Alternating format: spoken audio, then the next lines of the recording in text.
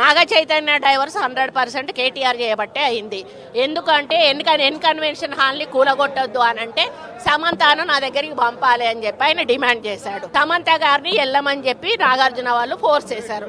సమంత నేను వెళ్ళను అనింది. వెళ్ళను అంటే వాళ్ళు చెప్తే వింటే విను, లేకపోతే వెళ్ళిపోండి డైవర్స్ ఇచ్చారు. అది ఓపెన్ సీక్రెట్. అది అందరికీ కూడా ఇంటర్నల్గా మీడియా వాళ్ళకి ఎవరికి ఇండస్ట్రీ వాళ్ళందరికీ కూడా తెలుసు.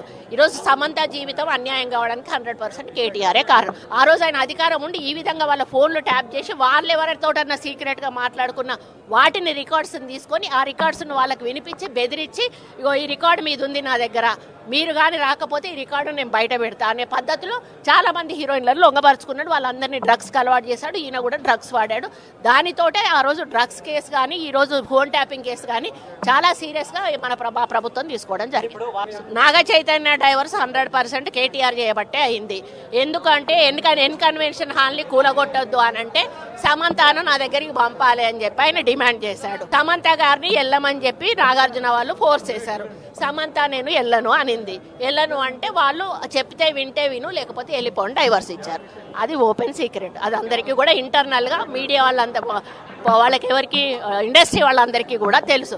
ఈరోజు సమంత జీవితం అన్యాయం కావడానికి 100% కేటీఆరే కారణం. ఆ రోజు ఆయన అధికారం ఉండి ఈ విధంగా వాళ్ళ ఫోన్లు ట్యాప్ చేసి వాళ్ళు ఎవరితోటన్నా సీక్రెట్గా మాట్లాడుకున్న వాటిని రికార్డ్స్ని తీసుకొని ఆ రికార్డ్స్ను వాళ్ళకి వినిపించి బెదిరించి, ఇగో ఈ రికార్డు మీద ఉంది నా దగ్గర, మీరు కానీ రాకపోతే ఈ రికార్డు నేను బయట పెడతా అనే పద్ధతిలో చాలా మంది హీరోయిన్లను లొంగపరుచుకున్నాడు. వాళ్ళందరినీ డ్రగ్స్కి అలవాటు చేశాడు. ఈయన కూడా డ్రగ్స్ వాడాడు. దానితోటే ఆ రోజు డ్రగ్స్ కేసు కానీ ఈ రోజు ఫోన్ ట్యాపింగ్ కేసు కానీ చాలా సీరియస్గా మన ప్రభుత్వం తీసుకోవడం జరిగింది.